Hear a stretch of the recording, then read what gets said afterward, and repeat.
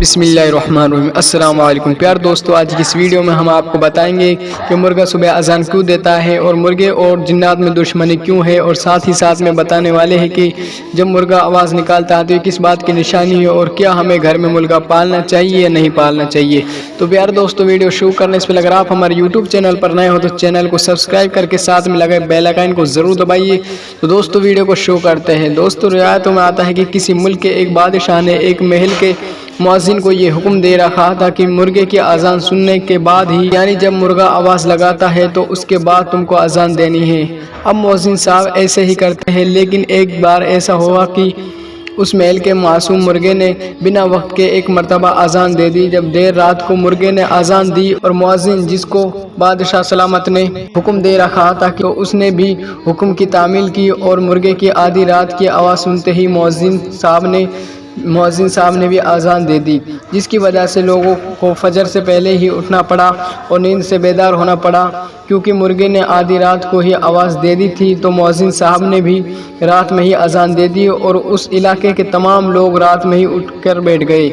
مؤذن صاحب کی اس غلطی کی وجہ سے بادشاہ نے اس مؤذن کو موت کی سزا سنا دی۔ جب یہ خبر بادشاہ کی لاڈلی شہزادی تک پہنچی تو اس نے بادشاہ سلامت کو ایک خط لکھا، اور اس خط میں لکھا ہوا تھا کہ سزا کا حقدار تو مرغا ہی ہے، اذان دینے والا سزا کا حقدار کیسے ہوا۔ اور دوستو یہ بات کئی بار دیکھی گئی ہے کہ مرغا کئی بار بے وقت آواز لگا دیتا ہے، تو پھر کیا ہم بھی اس پر بھروسہ کر سکتے ہیں؟ اس کے بارے میں آپ کو ضرور بتائیں گے۔ دوستو ایک مرتبہ حضرت علی رضی اللہ تعالیٰ عنہ سے ایک شخص نے سوال کیا کہ یا علی، ہمیں ایک بات سمجھا دیجئے کہ آخرکار مرغہ اونچی آواز میں اذان کیوں دیتا ہے؟ یہ سن کر حضرت علی رضی اللہ تعالیٰ عنہ نے ارشاد فرمایا، اے شخص، تو یہ خوب جان لے کہ کائنات اور اس میں قائم یہ زمین، یہ ہر انسان، یہ زمین یہ انسانوں کی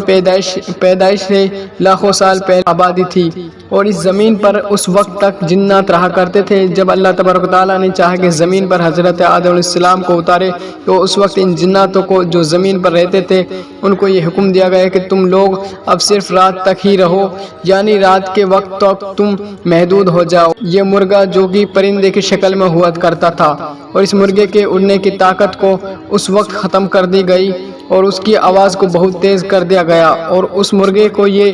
ذمہ داری سونپی گئی کہ یعنی کہ جب رات ختم ہونے والی ہے اور صبح قریب آ جائے تو اذان دے کر نہ صرف اللہ تعالیٰ کے بندوں کو اللہ تعالیٰ کی عبادت کے لیے بیدار کرتے، بلکہ انسانوں کے ساتھ ساتھ یہ اذان دے کر جناتوں کو بھی خبردار کرتے کہ صبح ہو چکی ہے اور ان جناتوں کا وقت ختم ہو چکا ہے، کیونکہ اب انسانوں کو بھی فجر کے لیے اٹھنا ہے، اور یہ کام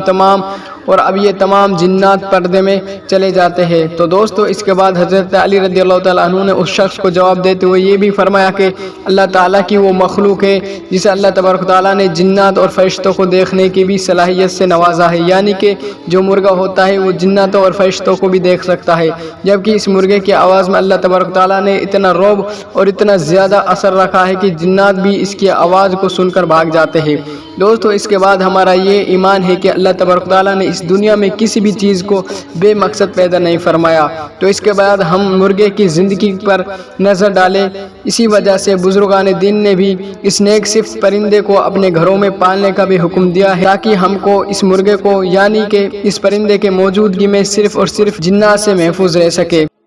تو پیار دوستو اس ویڈیو سے ہمیں پتہ چلے کہ ہمیں گھر میں مرغہ ضرور پالنا چاہیے، اور مرغے کی جب مرغہ اذان دیتا ہے اور یا مرغہ جب آواز نکالتا ہے تو اس کی آواز سے جنات بھی بھاگ جاتے ہیں۔ تو پیار دوستو ویڈیو آپ لوگوں کو پسند آئی ہوگی، تو ملتے ہیں اگلے اور نیکسٹ ویڈیو میں، تب تک کے لیے السلام علیکم ورحمۃ اللہ۔